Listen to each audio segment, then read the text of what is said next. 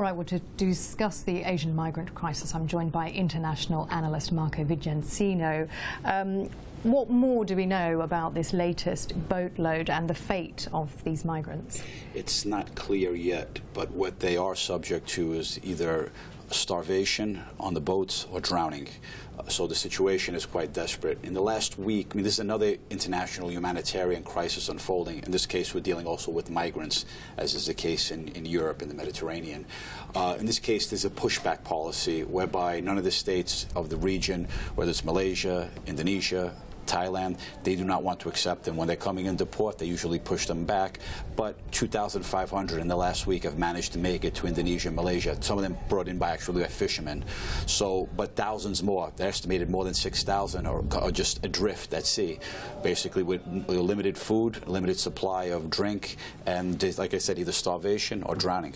I mean, it's interesting you mentioned the European rescue efforts, because there is such a stark contrast, isn't there, to the way that the Europeans are responding to this crisis and the way the Asians are?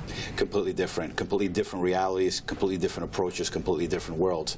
In Europe, obviously, it's 28 member states of the European Union, which is a supranational state with common policies, whether it's justice, home affairs, migration. They're operating and coordinating together. While the ASEAN countries, Association of Southeast Asian Nations, 10 member states that are fully sovereign at its early stages of growth, and they have a strict policy that between themselves of non-interference in the domestic affairs of other countries.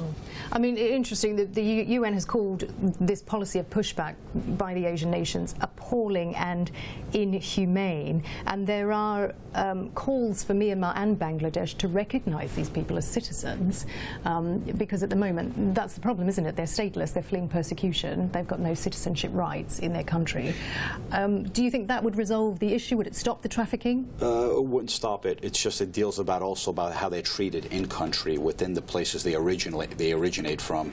And in this case, most of the member states of ASEAN, whether once again Thailand, Malaysia, Indonesia, at the end of the day, what they care about most is their own population. Even the Thai Prime Minister said, if we don't have the resources to house them, and they will be stealing jobs from ordinary Thai citizens. Yes. So it already shows you at the highest levels of government they have a different approach than the European heads of state. Sure. I mean, it's such a lucrative industry, isn't it? Smuggling and trafficking as well, isn't it? And very difficult for the authorities to crack down on. It was extremely difficult. The Thai authorities, that cracked down on the smugglers that were trafficking the Rohingyas from Myanmar via Thailand into Malaysia.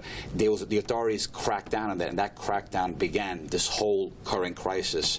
While in Europe, it's like I said, it's a completely different approach. It's the smugglers are making a lot of money out of this. It's estimated of over $150 million per year of coming in from Libya into Italy, but you also have to count the cost from the travels from East Africa and West Africa going into Libya, which is thousands of more. So it's a whole different approach between Europe and Asia, Southeast Asia to be specific. Okay, Marco, thank you. Marco Vicenzino giving us his thoughts there on the crisis in Asia.